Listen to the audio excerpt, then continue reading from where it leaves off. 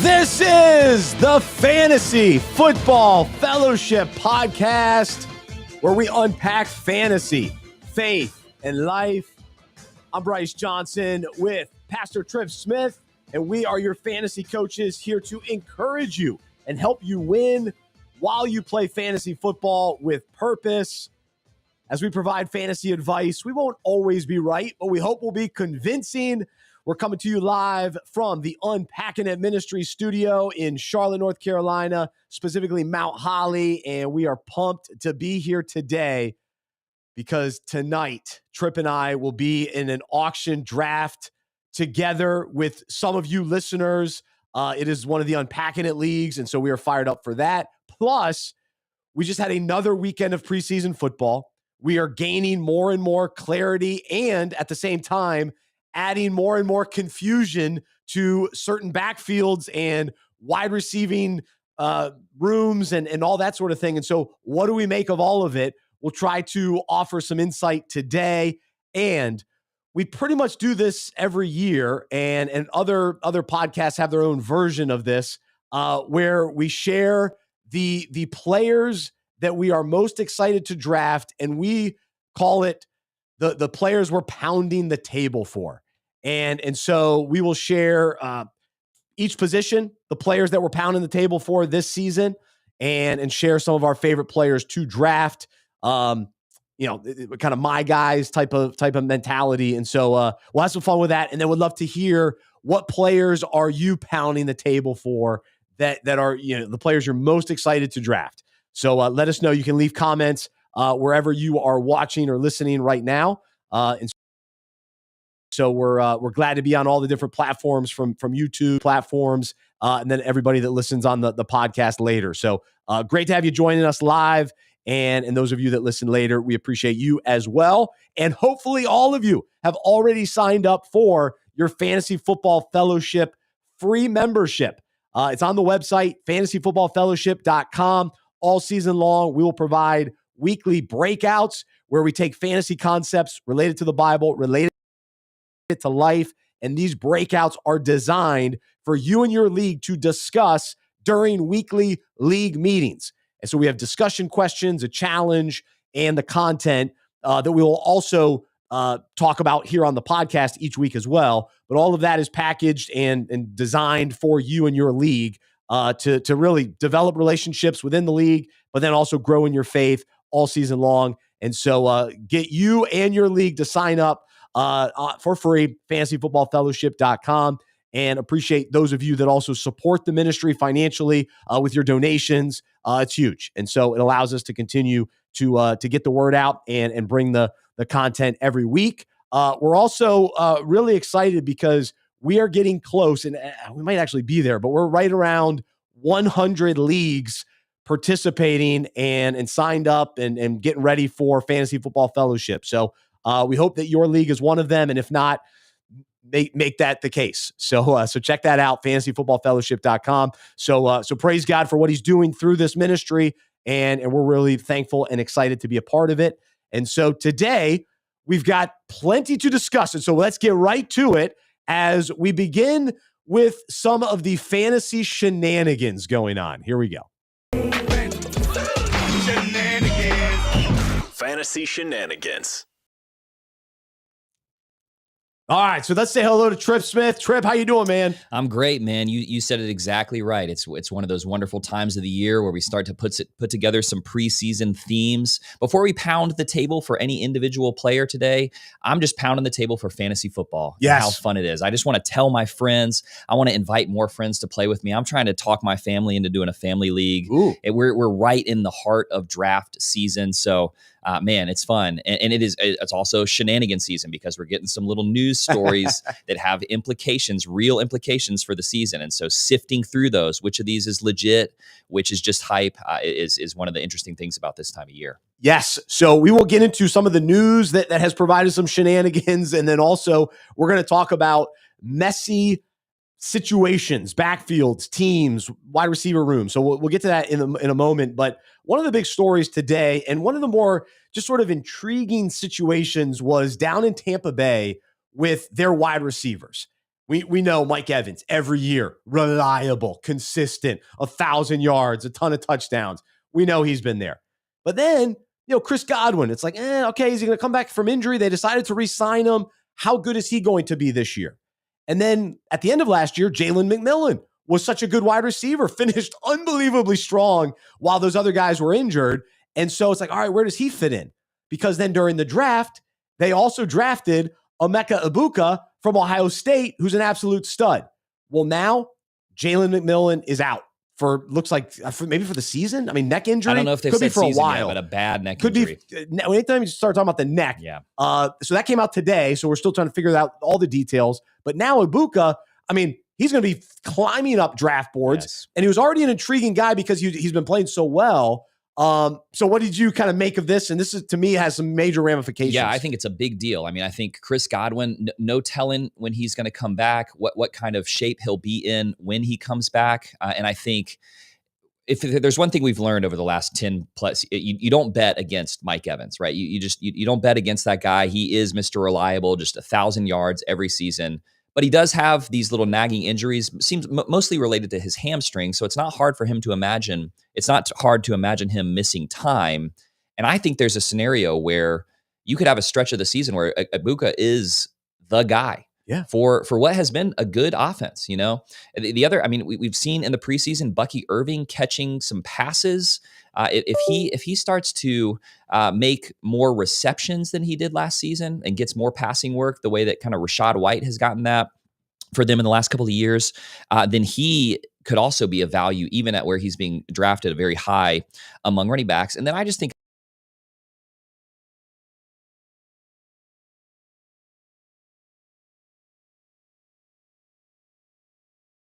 if Mike Evans gets some little nagging injury, they got to pass the ball to somebody other than Egbuka. And Cade Otton has shown in stretches in the past that he can be a reliable NFL tight end. And he's one of these guys that you could sort of stream. You could kind of plug and play when bye weeks start hitting at your tight end position. So that one's really, really important. Yeah, that I was excited about Jalen McMillan. I'm sad to hear about this injury for him. And I think it's big news for Emeka Egbuka. Yeah, it really does. So how high will he go? Ooh, that's going to be interesting. So I have to analyze that a little bit more. But I think he can be the wide receiver too there. I think he'll be better than Godwin. So he's going as the wide receiver 44 right now. So probably he's going to climb up ADP, but I think you closer can feel to pretty 30. Good about him as your third wide receiver. So if you can draft him in the 40s, you could have a real value there. Yeah. No, so that's big news. The other thing going on in Indy, Daniel Jones is the guy. Now, this goes against kind of what you were rooting for and counting on with Anthony Richardson. And first, I just have to say this because I listened to some of the reaction to it.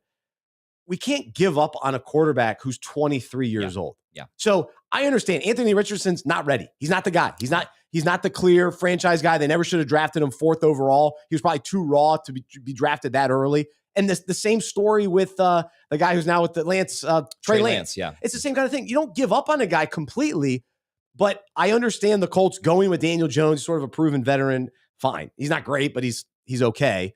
So I understand the decision, but the idea that now, this is the end of Anthony Richardson.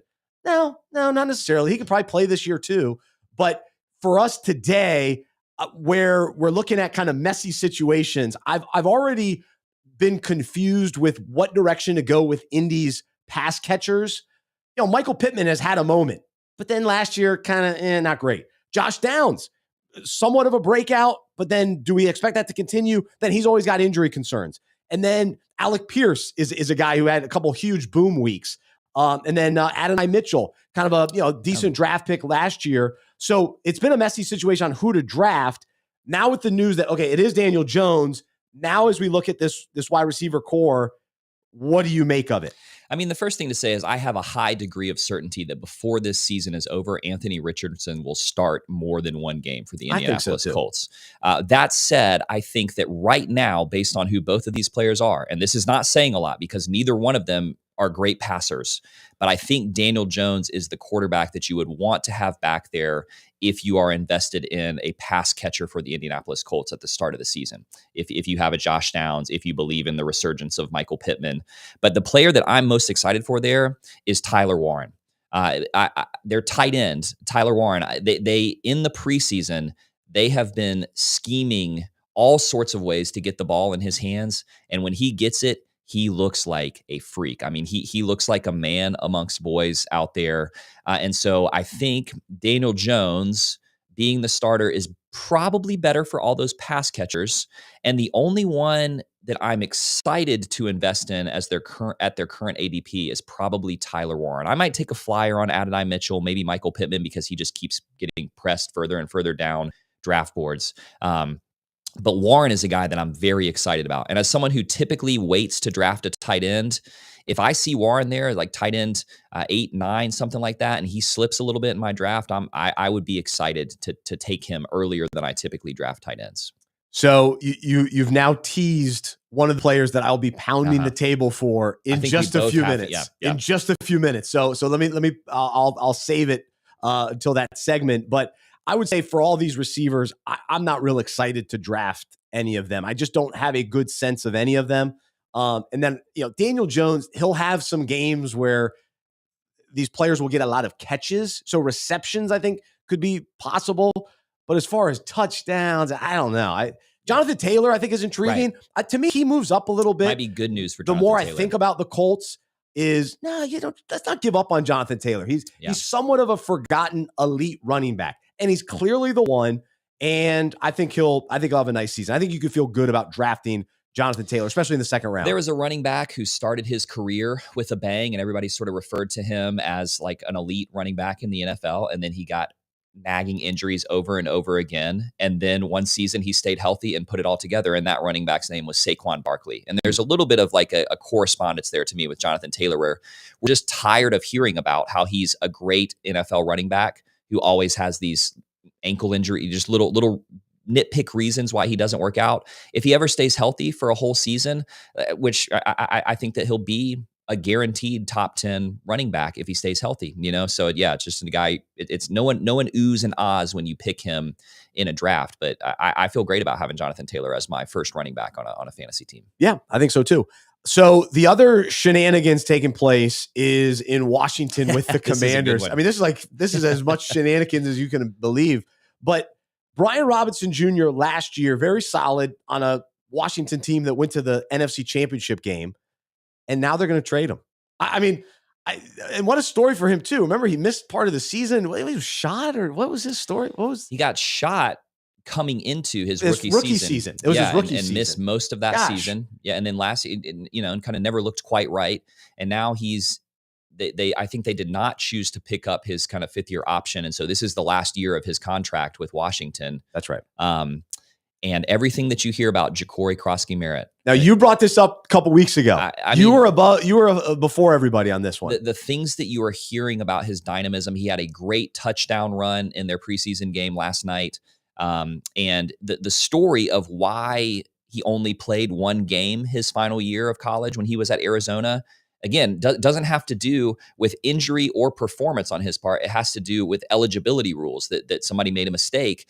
And I don't think that they are going to trade Brian Robinson. Oh, you don't? I don't, because like you said, he was productive last year.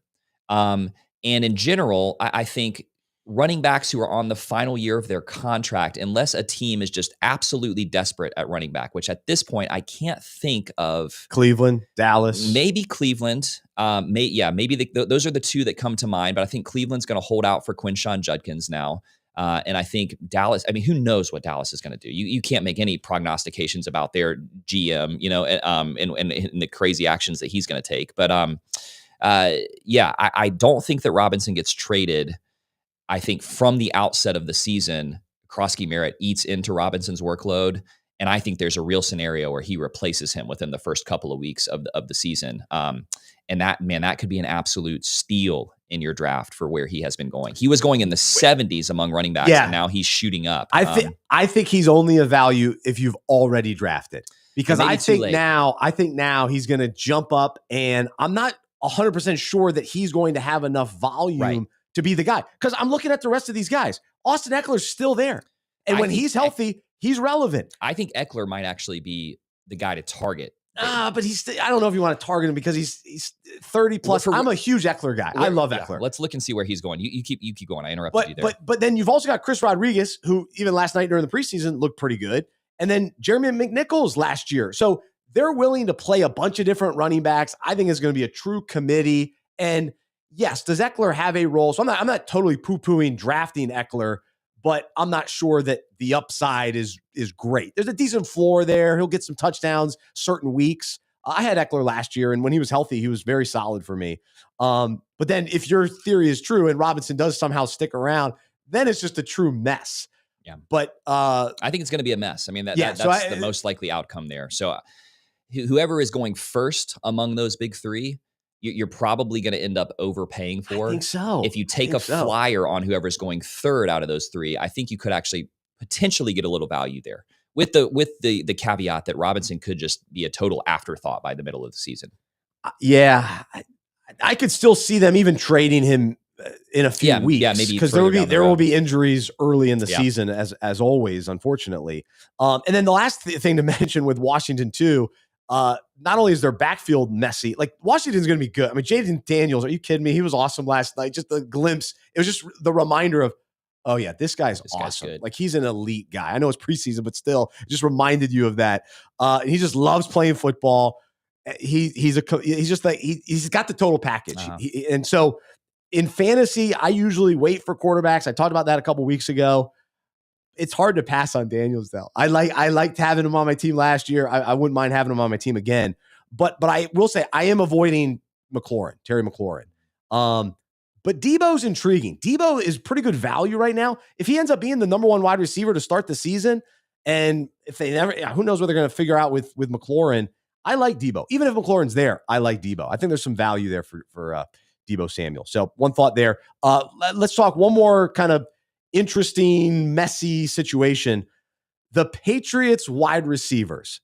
And I think that the default answer is just avoid. Avoid. We don't know who it's going to be. Stephon Diggs, Demario Douglas, Boutte, Kendrick Bourne, Matt Collins. They got all these different names up there. Who is it going to be?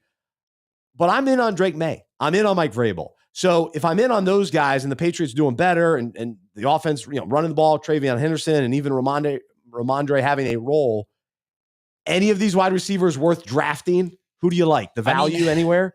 Again, for me, the big takeaway here is if you're somebody who punts or waits really late at tight end, Hunter Henry could still have value. He again, not an exciting tight end two. I think I don't know, man. I just think if we don't draft him as a tight end two, if we don't know who it's going to be, I think that he and Drake May showed glimpses of a little bit of a rapport last season. Fair. He's one of these guys who's always a red zone threat. So he's a tight end who catches touchdowns, which is really important at that position in fantasy. I do think that a receiver will emerge who has value. So you're right. We don't know who that is going into the season. Very worried about Stephon Diggs' health, and just worried that he may be on the back nine, if not the 17th hole of his career. I think he is trending in a bad direction. But we've seen this guy, Efton Chisholm, just light it up in the preseason, maybe a little kind of ghost of Julian Edelman's past there or something like that. Obviously not Julian Edelman, but one of these like he went to Eastern Washington where Cooper Kupp went. Right. I mean, he could follow that career trajectory of this high volume, a little bit more dynamic than you expect. They drafted Kyle Williams, who is their kind of receiver for the future. He hasn't had a consistent training camp, is what I've heard, but they think that he's kind of the most dynamic athlete there. And then if you're in a PPR league, I think Demario Douglas could have some value because they just kind of feed him these short little dump down passes. So there will be a receiver that emerges. We just don't know who it is yet. And so again, I think you just kind of take a shot on whichever one of them is left at the end of your draft. Maybe you just hold Efton Chisholm on your bench for a couple of weeks and see if it translates to the regular season. See if Kyle Williams kind of puts the training camp negativity behind him and blows up the way that they kind of expect him to and want him to. But yeah, your guess is as good as mine as to who that guy is. I was buying the off-season narrative for Demario Douglas that, this is the guy you want. But then during training, I just haven't heard enough about him the last few weeks to really be excited about drafting him. But I would still like him on a team, taking him late as a flyer. It's the same narrative that we heard last year and the year before. Demario Douglas looks like, no one ever says he looks like the most exciting receiver. They say he looks like the most reliable receiver at Patriots training camp. And we hear that every season. So he'll have a game or two where in a PPR league, he scores 13 points. But then he'll disappear for weeks at a time. So I'm probably not taking him. I'm taking a flyer on one of the guys that goes a little bit later in the draft. But somebody, because I agree with you, Vrabel's a great coach. Drake May is trending towards being a great quarterback in the NFL, and I think one of those guys is going to have value. And we just don't know what's going on with Stephon Diggs and his health, whether he's going to be ready at the start of the season or if he holds up for a whole season. So if you can get him for good value, then yeah, it's good. Yeah. It depends on what platform you're drafting on, and if he's ranked too high, and so yeah. Anyway, if he falls, then maybe snag him. All right, one last thing, and then we'll get to our pounding the table and let you know what guys we're most excited to draft. The overall teams that are concerning, and one thing in fantasy football that I had to learn more and more, and this sounds absolutely ridiculous, but you want players on good NFL teams, all right? You want fantasy players that are on winning teams, that score lots of points, that score touchdowns, okay? So on the flip side, that means you have to avoid players on bad teams. The challenge is we don't always know who those bad teams are going to be. And I was looking across the NFL, and there's a case to be made that a lot of these teams, there's positive excitement and energy surrounding these franchises, except for a few. And these are the ones where I feel like you could feel pretty good about avoiding just the team overall, where it doesn't mean you can't have anybody from their team, but you don't want to target them. You want to get them on a discount. You do not want to reach for these. The most obvious one, the Saints. The Saints want the number one pick. They're going to get the number one pick. I know they won their preseason game and they're all excited. Spencer Rattler, come on, get out of here with that. We don't want the Saints. But maybe Kamara, maybe there's a little value there, but I don't feel great about them. I've been banging the drum or pounding the table that the Dolphins are done. And that narrative down there is horrendous. Everything sounds bad. Now Achane's banged up. Not good in Miami. So those are the two obvious ones for me, just kind of overall teams. They're too concerning. I'm not excited about drafting those guys.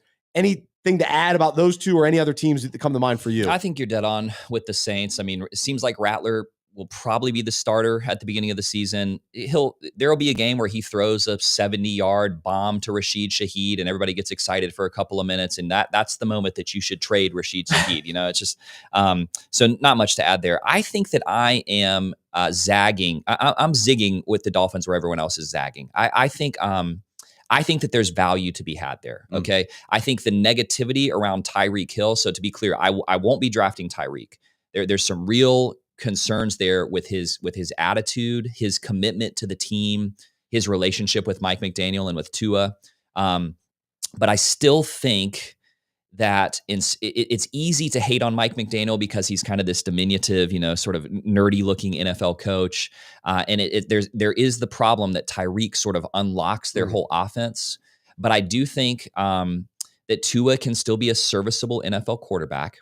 I still think that Jalen Waddle is a talented wide receiver in the NFL. If he can stay healthy, you stayed on this train. We're letting you stay on it. I think that where he is going in drafts is too late. I think there's value to be had with him. The Achane health stuff scares me. A name for people to remember. Don't draft this guy, but just remember him as a potential waiver guy is Ollie Gordon. Ollie Gordon. Well, I wouldn't say don't draft him, but draft him late. Maybe end of the draft. If you're buying into Miami, I'm not buying into Miami, but if you are along those lines, Ollie Gordon is the name to remember. Seems like Achane's going to start the season hurt. Everyone is assuming that Jalen Wright is the next guy up, but he has looked terrible both last season and in the preseason this year. And Ollie Gordon is a guy who, if he had come out of college 2 years ago, he would have been a day 2 pick. And then he had, he's one of these guys who had a better sort of second to last season than his final season in college. He rushed for like an ungodly number. I mean, it was 1,700 yards or something that he rushed for in his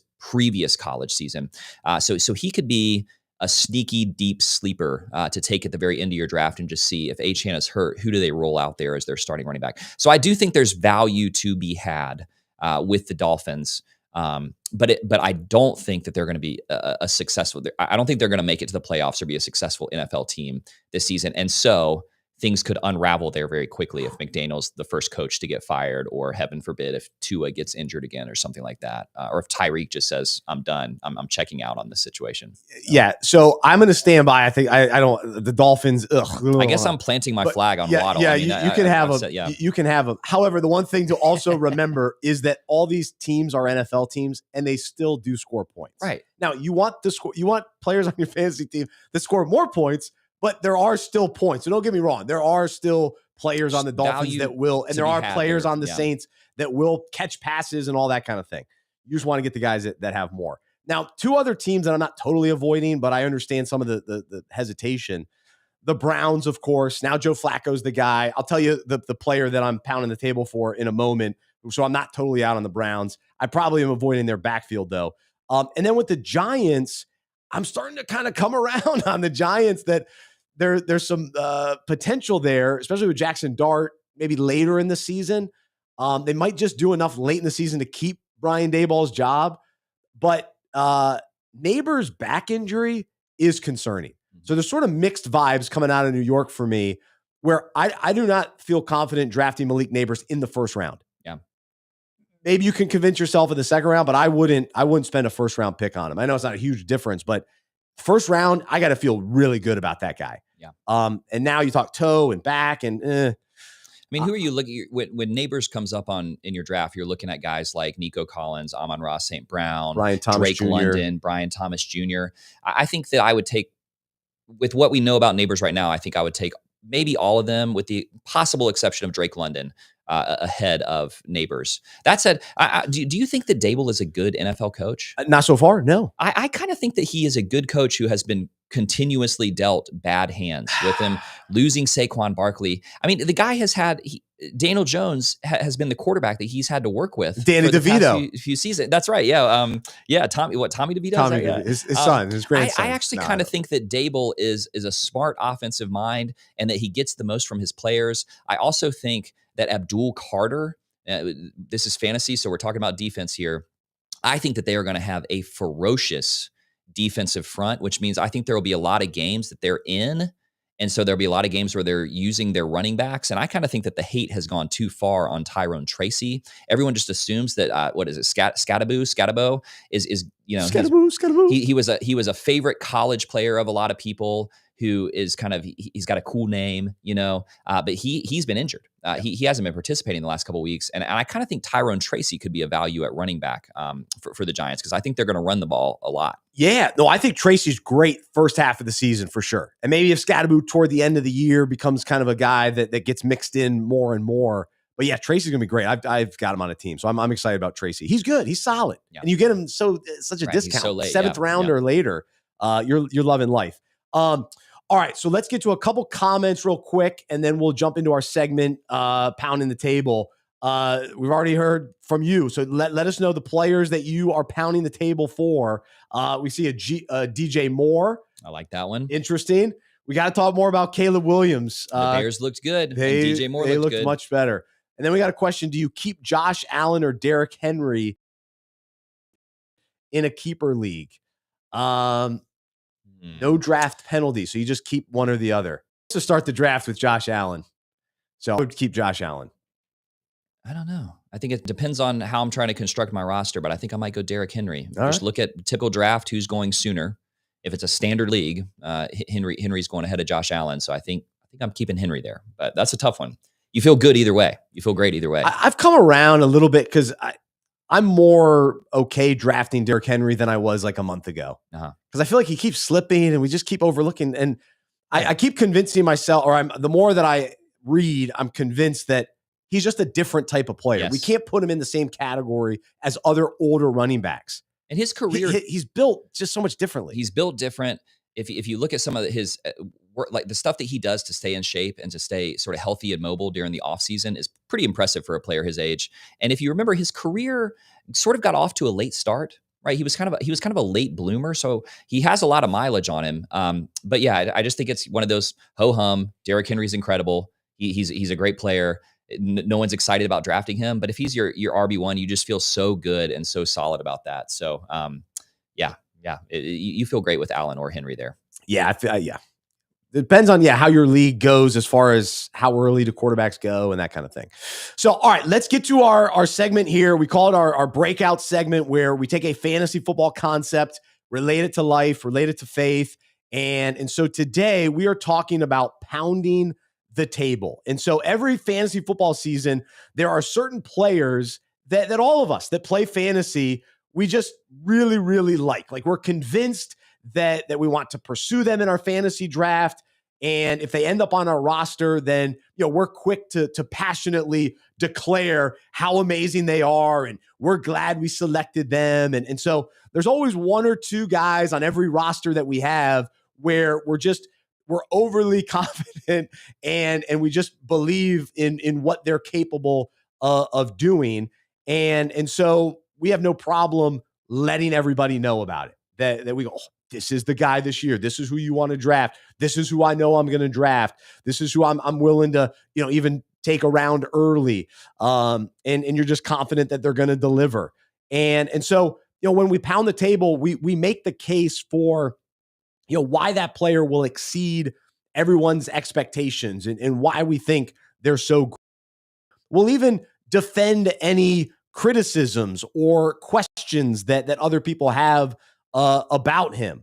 And then enthusiastically explain why he'll make such a big difference on our fantasy team. And so, as I grab a swig of water, who are the players that you are pounding the table for this season, Trip?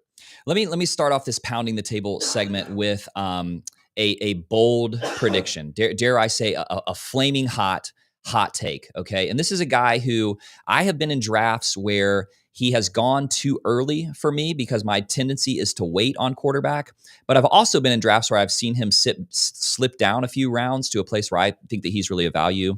And I'm talking about Joe Burrow. My hot take here is that Joe Burrow will pass for more than 5,000 passing yards this season, and that he's going to approach Peyton Manning's all-time passing yard record for a single season, which is 5,477 yards, which means that to pair that with another hot take, Jamar Chase and T. Higgins will be top 12 wide receivers this season. I think that the Bengals offense is going to be prolific. I think the way that they've played their starters in the preseason indicates that they're serious this season about contending. They don't like the way they've started off previous seasons. And their defense is going to be atrocious. And so it's going to be high-scoring games. So a quarterback that I'm pounding the table for, with the qualification that it depends on, is there a run on quarterbacks in your draft? And does this guy weirdly end up going in the 4th round? But if Joe Burrow slips to the kind of 5th, 6th round, if he's the 6th quarterback or later off the board for me, then I think that's a guy that I'm excited to draft. And I'm excited to get on board with the Joe Burrow and the Cincinnati Bengals offensive experience this season. Yes. And let me continue that conversation. I also like Higgins. I also like the Bengals, and I've got Joe Burrow on a team already. The player I'm pounding the table for, and this is actually a repeat, it's Chase Brown. I'm back, baby. Chase Brown delivered last year. And here he is again. He's still being undervalued. He's going like late in the 2nd round. I want to take him early in the 2nd round. I want him on my roster because, like you said, the offense is going to be fantastic. They're going to score a lot of points. Like we saw last night, they handed it to him at the goal line. He is a 3-down back. There are very few workhorse backs in the league. He's one of them. And because they have so many other weapons, like, he's a workhorse back that doesn't have to get 30 touches, but he's at least on the field and he has opportunities. He has opportunities to score, and he's going to put up legit fantasy numbers every single week. And he'll be definitely a top 10 running back. Right. And if not, some weeks he'll be a top 5 guy, and some weeks he might be the highest scoring running back. So I feel very good about him. And so I am pounding the table for Chase Brown. And we'll talk later about philosophies. But I like Taj Brooks as a handcuff there too. Because I think he would slide into that workhorse back as well. In that offense. So Taj Brooks is a name to remember. Andre Iosivas is a name to remember, where if Higgins does get hurt, which it's decent likelihood that he does. Josephus continues to improve season over season, and he caught a bunch of touchdowns last season. We remember that he was one of their red zone, or forget that he was one of their red zone targets last year. So 2 great handcuff names to remember with that offense as well. All right, let me give you another name here. We'll go to wide receivers, and I've got 2 wide receivers that I am pounding the table for, and I've this has been a couple years running as well that I've been outspoken about both of these guys. It's Nico Collins and it's DK Metcalf. Nico Collins in the late first round, if you want to take a wide receiver, he's the one I want to take because he is clearly the number 1 in Houston. They got a couple nice guys that are coming along. Christian Kirk, he'll be okay. But Nico Collins has demonstrated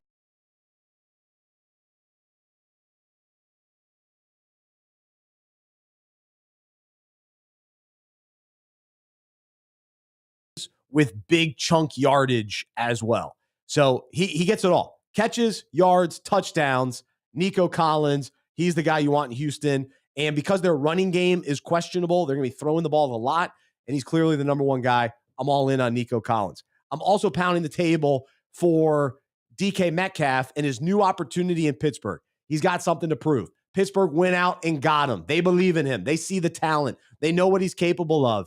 Aaron Rodgers, when he trusts a guy, when he's got a guy, he locks in, he gets him the ball, and he throws touchdowns. Yes, Aaron Rodgers has 1 more year left in him. And when he pulls back to throw it down the field, you know who he's going to throw to? DK Metcalf.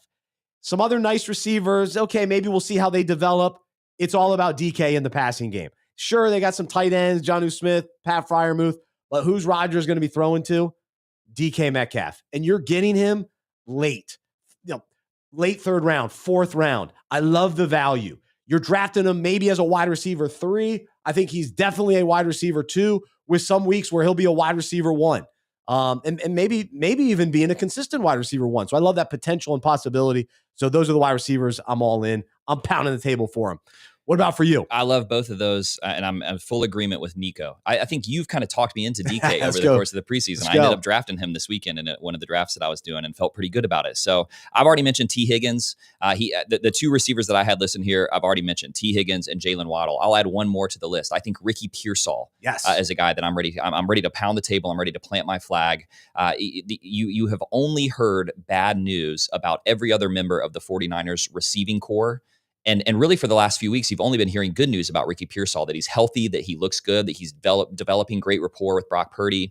Kyle Shanahan is still a great offensive coach. Brock Purdy is a top half of the NFL quarterback, and he's got to throw to somebody. And so I think that that's good news for Ricky Pearsall and a guy that you and I disagree on, George Kittle. I also think that they have to utilize Kittle, and the way that Kittle has just shown staying power as a top tier tight end in the NFL as he's aged is encouraging to me, where I think I would love to see Kittle slip in my draft a little bit in tight end and take him. And I'm happy to have Ricky Pearsall as my wide receiver 3. I just think he's going to be the guy in that pass catching offense at the beginning of the season. So I'll add him to my list. But Nico is just he's the one for both of us. Feel good about Nico. What do you think about Pearsall and Kittle? So I like Pearsall. I think getting him in the middle rounds is good value. And yeah, man, they drafted him high and had high hopes for him. And we still are waiting on Ayuk. Juwan Jennings is blowing his opportunity. Right. Yes. Oh my goodness, he's blowing it. So yeah, Pearsall's the guy. So Kittle, I go back and forth on. I don't know if I can pull the trigger as early as he's been going, but yeah, if he happened to slip, Kittle, he's solid. He's a veteran. We know what he's capable of. Brock Purdy trusts him. I've been burned by Kittle, and I think that's part of my hesitation. There have been years where he's just been injured, and those are the years that he's been on my team. So, so that's some hesitation there. All right, let's. I'm going to go back to the running back position and give you 2 more names I'm pounding the table for. Jordan Mason. I've been mentioning him multiple times throughout the summer, but the one stat that jumped out to me in researching him, last year he forced a league best 37% missed tackles. So he just makes guys miss. He makes defenders miss. And so, yes, he was running in the San Francisco offense, but we know Minnesota has a good offense, and they can run the ball well, and Kevin O'Connell and J.J. McCarthy's looked good so far. So we can feel good about this offense. And the biggest thing that I'm banking on is Aaron Jones being an older running back, maybe even being more of the third down running back. And maybe Jones will have a role catching passes. But I just think Mason's the more reliable rusher and the guy that as the season goes along will be the one carrying the ball, getting goal line touches and touchdowns. So I'm banging the table for Jordan Mason, especially you get him so late. You get him really late. I think he's probably rising a little bit, but man, you snag that guy late, you're going to be loving life with Jordan Mason. And then the other guy, as a last round kind of guy, he actually went to the same high school as mine, from Weddington, but Will Shipley. and what I love is, one, Kenneth Gainwell is gone. He's in Pittsburgh messing up their backfield. Now he'll have a slight role there, but Shipley's the clear running back 2 behind Barkley. And guess what? As a fantasy community, we all sort of are nervous that, wait, Saquon Barkley had so many carries last year. The following year, after guys get that many carries, it's not good. And he's on the cover of Madden. So who do you want? You want the backup. And who's the backup? It's Will Shipley on the Super Bowl champions. So don't overlook Will Shipley. So I'll bang the table for him as well. All right, give me one or two more names, and then we'll get to the spiritual side of this. Well, I will tell you, I love those running backs. As I'm looking at running back ADP, there just aren't a lot of names that jump out at me as guys that I think are sort of improperly valued. I find myself more and more ending up with Isaiah Pacheco on my roster as like my third running back. I just think I understand all the reasons to be negative about him, but in the drafts that I have been in, the hate has gone too far, and I'm comfortable taking him a couple of spots ahead of where he's being drafted in ADP. I already mentioned George Kittle. I mean, I'll just say, to go back very early in the preseason on one of our episodes, I said that I was officially buying my ticket. I was on board for the Caleb Williams experience and the Ben Johnson sort of Bears. And then there was a lot of reason to be nervous about that the past few weeks. And then we got a little glimpse of what they could be in their preseason game this weekend. So I'm going to go ahead and pound the table, plant my flag for Caleb Williams, and say that I am comfortable rolling with Caleb Williams if I wait on quarterback as my starting quarterback going into the season. Now, if things just look atrocious a few weeks in, then I may have to pivot in a major way. But I really, really liked what I saw in terms of the way that they were helping him make completions and sort of get into a groove offensively in that preseason game. His first play of the game, bootleg to the right, simple little dump off to Colston Loveland. And it was the perfect way to start a game if you need to build the confidence of a young quarterback who's had his confidence hurt. And then they just rolled in that first possession. So I'm going to go ahead and say Caleb Williams is another guy that I feel good about. If the Bears could play the Bills' third string defense every week, I would be so confident in the Bears. No, there were some second stringers out there. No. I'm just kidding. I think we saw enough to go, okay, well, this might work in Chicago. Yeah.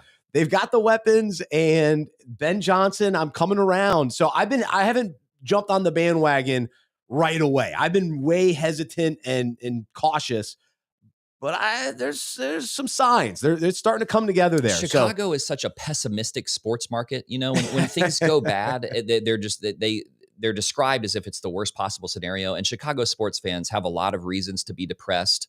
But I just think we need to remember who Ben Johnson was and how excited people were when they hired him, who Caleb Williams was supposed to be when they drafted him, and sort of the ceiling. The bear case is we know it, but the ceiling, the best case scenario, I think is a really, really high ceiling. And so I'm willing to take a shot there with quarterback, with DJ Moore, who we've already talked about, with Colston Loveland, or maybe even Cole Kmet if I'm feeling kind of crazy as not my first tight end, but I'd draft Cole Kmet with the last pick of a draft and hold on to him as my second tight end. Seems like they want to utilize their tight ends a lot. There's so many different pass catchers there that it's hard to know how that's going to go. But Cole Kmet is a good tight end, man. Yeah.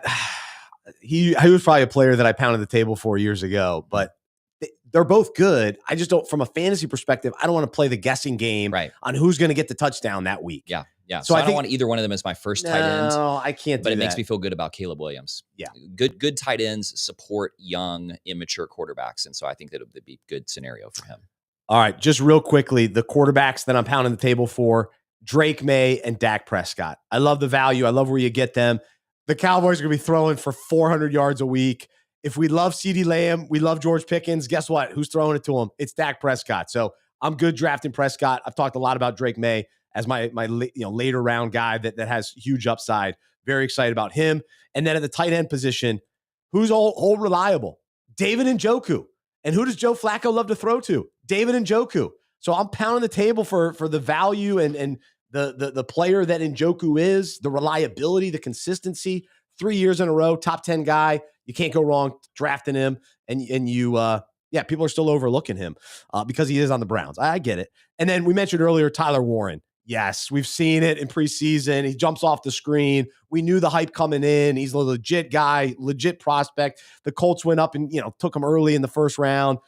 This is, and like I said earlier, I don't know who the receivers, like who's going to be the guy at the receiver position. So I like Warren. So I'm going to go the tight end route there. So if I can complement those two tight ends on my roster, I'll be pumped. So those are the players we are pounding the table for. But more importantly, as we think about this concept of getting all excited about telling you about our favorite players to draft, how does this play out in our own lives? What or who are we most passionate about and most willing to speak up and declare our allegiance to?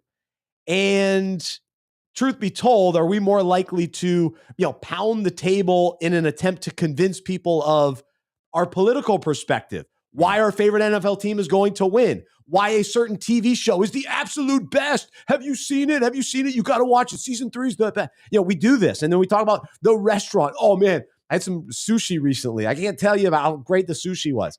Like, we love doing this. And then now as a young parent, well, I'm old, but my kids are young, but the parenting technique. This is what you have to do as a parent. And we pound the table for these kinds of things. But here's the question.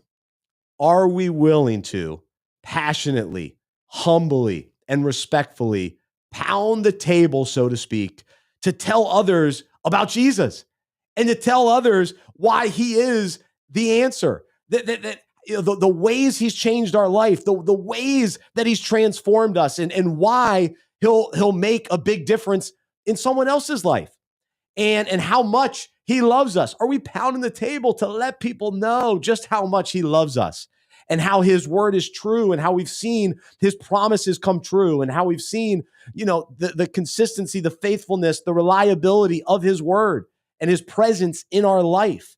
And so are we pounding the table to tell people about his greatness, his power, his supernatural power, the miracles we've seen and experienced in our life, and the reasons why we so strongly believe in him?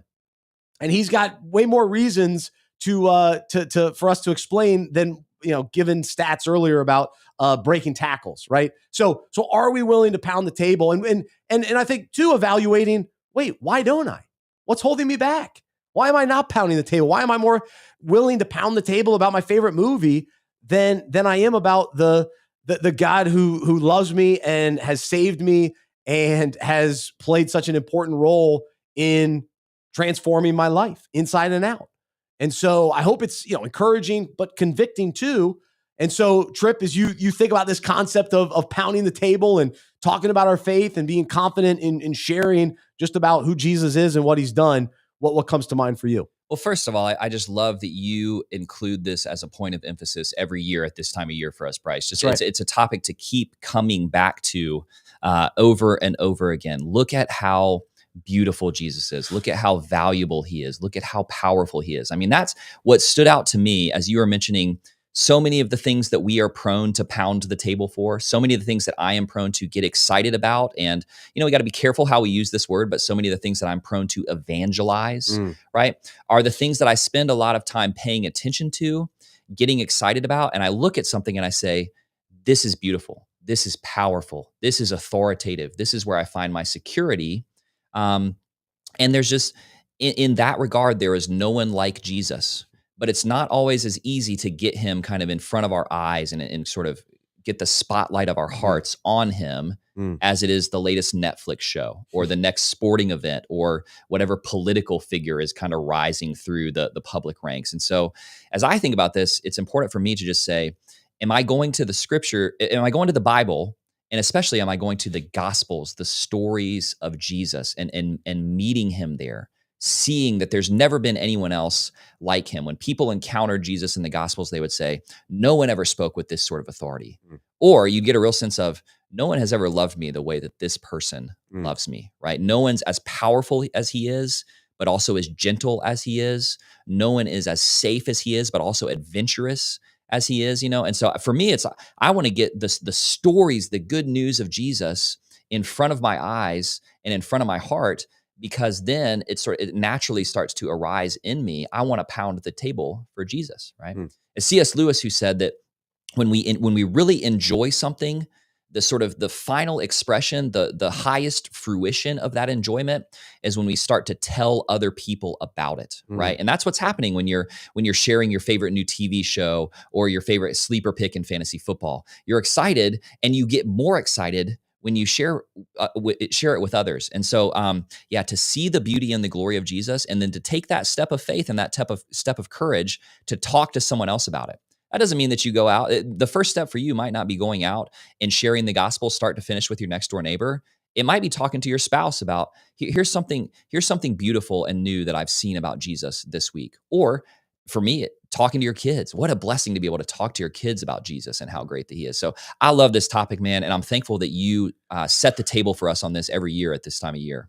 And I appreciate it. And I think the one thing to remember too, we're not talking about Bible thumping, like bashing people on the head. Great point. We're talking about pounding the table in comparison to, again, how excited we get and how we're declaring our allegiance to certain players. I'm a Nico Collins guy, right? I've been adamant about Nico Collins, but are we truly speaking up and declaring our allegiance to Jesus and saying, hey, I'm a Jesus follower. I'm surrendered to him, and he's the one that I select to follow, and I'm on his team, right? And so let's be confident and bold and excited and passionate about that. And so let's look at a couple verses. 1 Peter 3:15 gives us this encouragement: but in your hearts, honor Christ the Lord as holy, always being prepared to make a defense to anyone who asks you for a reason for the hope that is in you, yet do it with gentleness and respect. And so, it's so key with gentleness and respect too. But let's be ready. Let's be ready to talk about Jesus and give a defense for why we're hopeful, why we have peace, why we have joy, and why he's changed our life and all the ways that he's shown up and made his love evident to us. And then also, Romans 1:16, this is what Paul declares: for I am not ashamed of the gospel, for it is the power of God for salvation to everyone who believes. And so if we're struggling with, sharing our faith and talking about our faith, well, wait, are we ashamed of it? Why are we ashamed? We have no reason to be ashamed of it, right? So we could declare, I'm not ashamed of the gospel. I embrace the gospel. I believe the gospel. So I'm going to tell you about it, and not feel bad about that. And so, let's be Christ's ambassadors and let's, lovingly, graciously pound the table and let people know that, hey, he's the answer. He's the one we truly need. And he's the one that my hope is in, and he's the one who always delivers. And then I'll share this, and then Trip, you can wrap us up. But Philippians 3:7-8, again, Paul's writing, whatever gain I had, I counted as loss for the sake of Christ. Indeed, I count everything as loss because of the surpassing worth of knowing Christ Jesus, my Lord. And then in the book, Don't Waste Your Life by John Piper, he writes, whenever something is of tremendous value to you and you cherish its beauty or power or uniqueness, you want to draw others' attention to it and awaken in them the same joy. That is why Paul's all-consuming goal in life was for Christ to be magnified. Christ was of infinite value to Paul, and so Paul longed for others to see and savor this value. This is what it means to magnify Christ, to show the magnitude of his value. And so how many times today do we talk about, this player, the value of this guy, right? We're talking about the value of different players. There's none more valuable than Jesus, right? And so let's savor that value. Let's magnify him. He's worthy to be magnified. I love that quote. And I'm so glad that you included John Piper in here, because John Piper is a pastor that has been very influential to me over the course of my life. And John Piper, he has really made a lifelong pastoral ministry of talking about this one thing. Yeah. Look how valuable Jesus is. And if you don't know, look again. And so I would just say, I suspect that there are some people out there listening who are saying, okay, I know that Jesus is something that I'm supposed to be excited about. I know that he's someone I'm supposed to magnify. But if I'm honest, in the busyness and distraction of my day-to-day life, I don't always feel that way about Jesus. And I just want to say to anyone listening who feels that way, I'm right there with you. And if we're not excited about Jesus, it's not because of some deficiency or lack of value in him. It's just because we haven't seen him clearly and fully enough recently, right? And so John Piper is great on this, and I would highly recommend, this is what pastors do. We recommend books to people, but this one is a mercifully short little devotional book called Seeing and Savoring Jesus by John Piper. Short little chapters on the things that are powerful and beautiful and glorious about Jesus. And if you don't know where to start, get a hold of that book, Seeing and Savoring Jesus, and just read one little chapter a day or whenever you have time to pick it up. And I think you'll start to feel your heart warming and becoming excited toward Christ again. So good. And again, with the parallel, think about it. If you watched Houston's preseason game the other day and you saw Nico Collins, you'd be excited about Nico Collins. Yeah, you got to see it, right? Yeah, you got to experience it. Yeah. And so we got to open our eyes to see what Jesus is doing and start, listening to other people's stories too gets you excited. Like when I'm hearing people and the impact that Christ has had on their life, man, that fires me up too, to be reminded of my story and my journey and my testimony. And so lots of different ways, but diving into scripture and just reflecting on his character and his word. And again, the people around us that we're seeing the evidence of God all around us. It's a good reminder to our leagues that are listening out there, to our commissioners that are listening, that sharing Christ and getting sort of pounding the table about Jesus together, it has a compounding effect among Christians. But often it takes someone taking that first step of courage, maybe even the risk of a little bit of awkwardness, to say, hey, can I tell you guys about something that has been special about Jesus to me this week, or something that I've seen the Lord do in my life this month or these past few months? And often when you open your mouth to say that, you'll find that the people around you, the brothers and sisters in Christ around you, begin to open their mouth, and there is a multiplying effect there. So, and that's why we set up these leagues in the Fantasy Football Fellowship. I mean, because we want you to get in spaces with brothers and sisters in Christ where you say that first thing about the goodness of Jesus and hear what everyone else around you has to say about that too. Amen. Absolutely. No, it's true. Yeah, it's contagious. It's contagious. Yes, exactly. Exactly. It really is. So good stuff. So that's this week's breakout. And so hopefully when you hear over the next couple of weeks, fantasy analysts or whoever pounding the table, I hope it's a reminder. It's like, wait, what am I really pounding the table about? And even when you're talking about your favorite restaurant, you go, all right, fine. But let me tell you I got to tell you about something even more important. You can talk about the sushi. Yeah. Remember what's more important. Talk about Jesus over the sushi. That's right. There you go. Let's go get some sushi. I got to tell you about Jesus. That's a good point. I like that. All right. So we've only got a couple of minutes left here today, but thanks to everybody listening and watching, and great to see some new people are finding our page and finding our content. And so glad to have you involved as well. And all these leagues that are starting up around the country, we're really, really excited. So it's going to be an awesome fall. Can't wait to see what God is going to do through Fantasy Football Fellowship. And so if you haven't become a member yet, be sure to check out fantasyfootballfellowship.com, and you'll get the weekly breakouts for free all season long. All right. So the last thing we want to do before we wrap up, Trip and I are excited about our auction draft tonight. We do have two other leagues. If you would like to play against us this season, you can go to unpackingit.com/fantasy, unpackingit.com/fantasy. Those are the leagues that we're running here at the ministry. So you could check those out. We'd love to have you participate. But nonetheless, bring it on. That's right. We're good luck playing for second. Well, one of us is going to have to win. Good luck playing for third. We better do it. Yeah. So we want to share just some of our fantasy philosophies and strategies. And those of you that are watching live right now, you can share some of your fantasy strategies and philosophies. And what's fascinating is I listen to different fantasy analysts, and their philosophies I disagree with. Like some of their takes on certain players, I'm like, okay, cool, I can track. But their approach to a draft or how they construct a roster, I don't go that way. And what's crazy is there's so many different ways to win in fantasy. Because the same is true in the NFL. There are teams that lean heavy on the run, teams that are want to air it out. There are teams that are more defensively focused, all that kind of thing. And so in fantasy, there are different ways you lean and all that. But I'll share some of my thoughts just from playing 22 years and winning some championships. But the one key for me that I really have not changed on is that I really embrace diversification. I want diverse rosters. And if I play in multiple leagues, I like to have diverse players too. Of course, I got the guys that I'm pounding the table for. They'll be on multiple rosters. But when I'm talking about diversification, I'm talking about I don't want 3 players from one NFL team.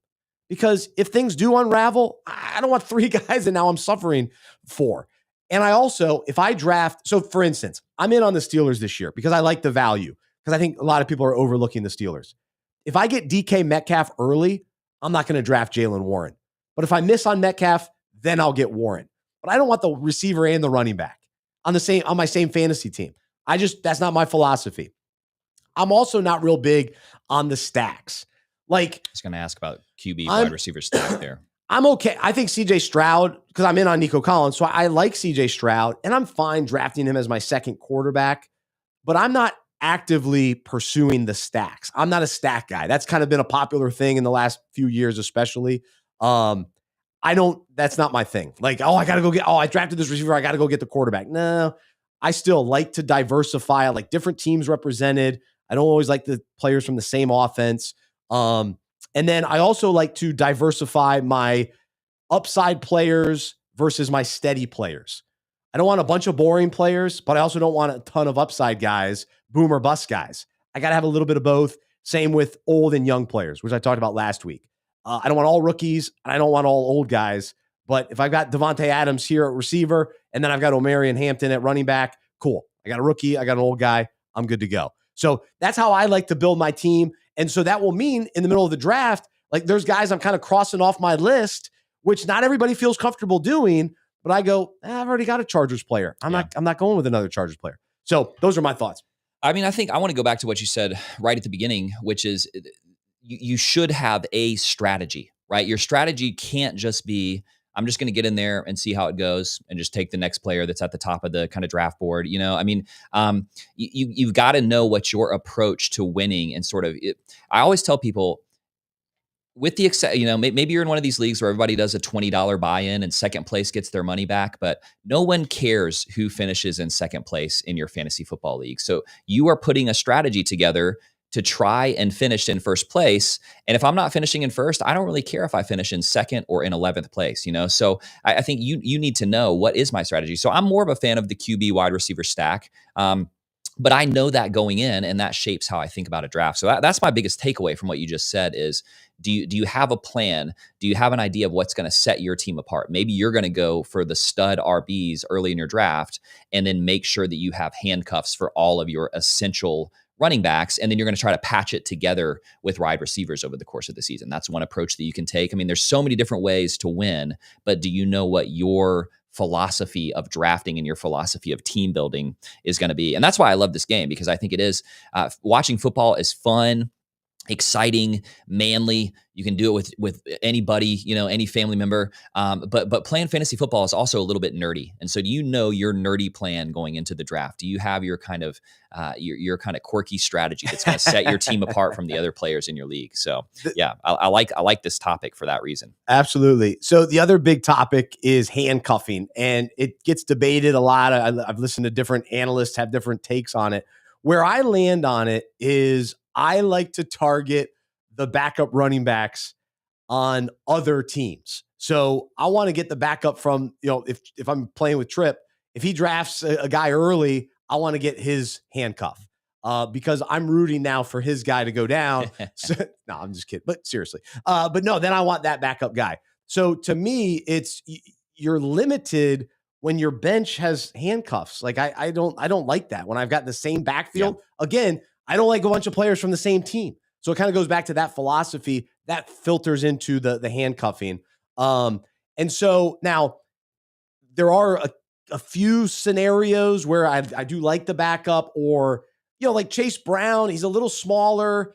I could see him getting injured. and I would like Taj Brooks. So I'm okay there. Derrick Henry, Saquon Barkley, like those guys are older players. So there's like a couple teams, but like I'm not getting like Jonathan Taylor, I'm not getting his back up. Those guys are not. DJ Giddens, maybe we'll see, but I'm not going to have him on my. If I had Jonathan Taylor, I don't want DJ Giddens. Yeah. So anyway, so it depends on the player for the most part, but in general, I'm not. Oh, I got to get the handcuff guy. I'm not that guy. I agree with you. I would say if I take a running back in the first 2 rounds for whom there is a very obvious handcuff, a guy who is going to have immediate value if that guy gets hurt, you're right. So I would have said a few weeks ago that Christian McCaffrey, I needed to have Isaac Guerrero on my bench. Now we don't know who that's going to be. I would say with Derrick Henry, we don't know who that person would be. You have rightly pointed out in this episode that Saquon Barkley, we have a high degree of confidence that it would be Will Shipley, and Shipley would immediately become like a solid RB2, I think, if Saquon went down. And so that's the scenario where I'm considering a handcuff. But really, when you are handcuffing running backs, you're taking 2 roster spots and you are devoting both of them to one success scenario. Whereas if you take somebody else's handcuff, now you got if you draft Zach Charbonnet and then Kenneth Walker gets hurt, you have a great running back that you can employ on your team. Or if you're doing well at running back on your roster already, the Kenneth Walker owner is freaking out, right? And so you can go try to shop Zach Charbonnet to him and say, hey, I'll trade him for this wide receiver 2 that you've got here. I'll hold on to other people's handcuffs as sort of lottery tickets. Sometimes it doesn't pay off, but often as the season goes on, you can turn that into a valuable trade for your team, or you've got a great player that you can now move into your starting lineup. Having the handcuff heading into the playoffs is key. The fantasy playoffs. You can do that. You can address that later in the season. That's exactly right. Yeah. All right. A couple other things real quickly. Give yourself one reach a draft. It's all about value in fantasy football, but there's going to be the one guy that you're pounding the table for. You got to reach and give yourself, maybe take him around early. Like for me, I'm planning on taking Chase Brown early in the second round. I've got the 14th pick. I'll take him, 15th. So 14th, 15th, those are my 2 picks. I'm going to get a wide receiver and Chase Brown. That's my plan. Now things change, but I'm willing to take him. Now where ADP would say he's a late second, early third, that's going to be my one reach because I'm so convinced of him. So give yourself one. Don't go crazy with it. And then the other thing is, don't panic. Don't panic in the draft. You've got to have contingency plans ready to go when, not if, when you get sniped. Mm-hmm. Picks are going to be going. And then all of a sudden, the guy before you takes the guy that you were ready to take. And you're going to be bummed. But guess what? The clock is ticking. 45 seconds, 44 seconds. You better have another plan. Otherwise, you're going to be panicked. And then you're going to go, and then you're going to take Joe Mixon. And you're going to be devastated. And you're going to be stuck with Joe Mixon. And you don't want Joe Mixon. All right. So always have that contingency plan, even if you're one pick away. You're like, oh, I'm going to get my guy. Nope. No, you're not, because you're going to get sniped. So that's going to happen at least once in your draft, I bet. Yeah, I love that. I mean, I would say that my number one practical tip for drafting that I've started to give people more and more, and that I use all the time, is I want to have an idea going into my draft of with the running back position and the wide receiver position, how many players total do I need to have in each of these positions to come out of this draft feeling like my team is stable and has a chance to be a good team? With quarterback, I'm happy to carry one quarterback. I'm happy to carry one tight end, but I want a lot of running backs and wide receivers. And so what I'll do, most drafting platforms at this point, when it comes up your turn to pick, right? Most platforms have that little line that's further down the draft board that shows you how many picks are going to be made before you get to choose again.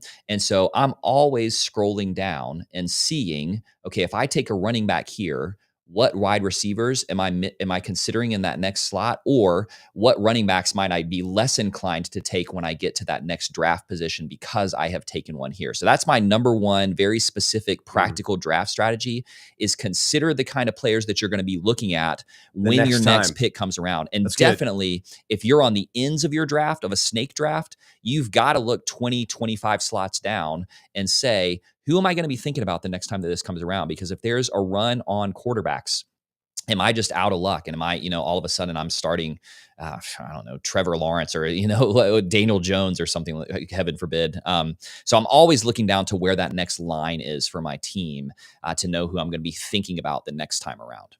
It's good. I like it. All right. A couple other things. Look for guys in contract years.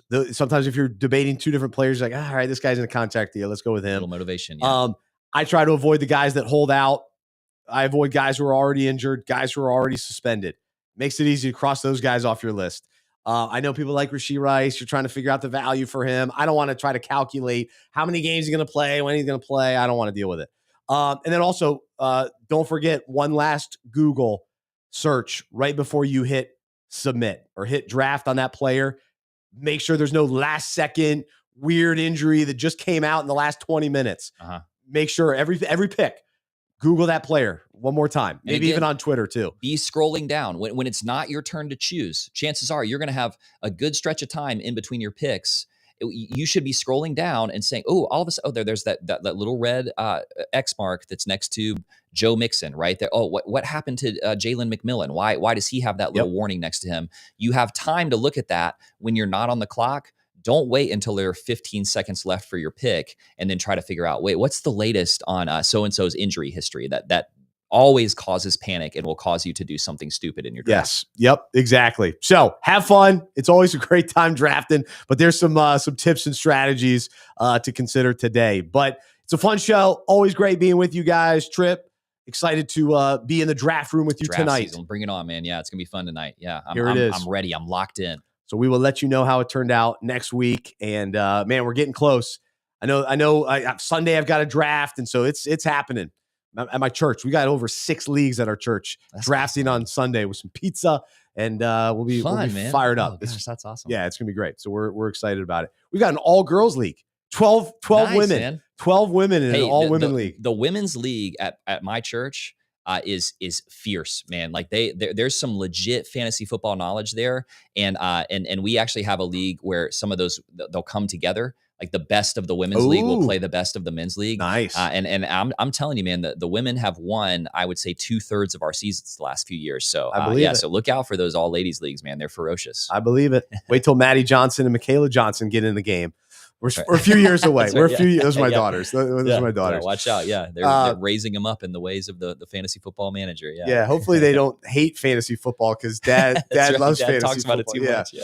Hopefully not. So hopefully I'm pounding the table and they're enticed. So anyway, today's topic all about pounding the table. And as much as we love talking fantasy, Jesus is the most valuable and he is worthy of our praise and honor. And he deserves all the glory. So that's the message of today, as much as we love goofing around talking fantasy. But for Trip Smith, I'm Bryce Johnson. I'm a fantasy manager and a sports fan who follows Jesus.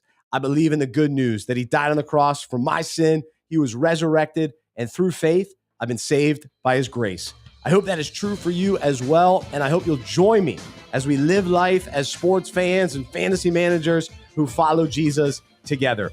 Have a great rest of your day, and we'll talk to you next time right here on the Fantasy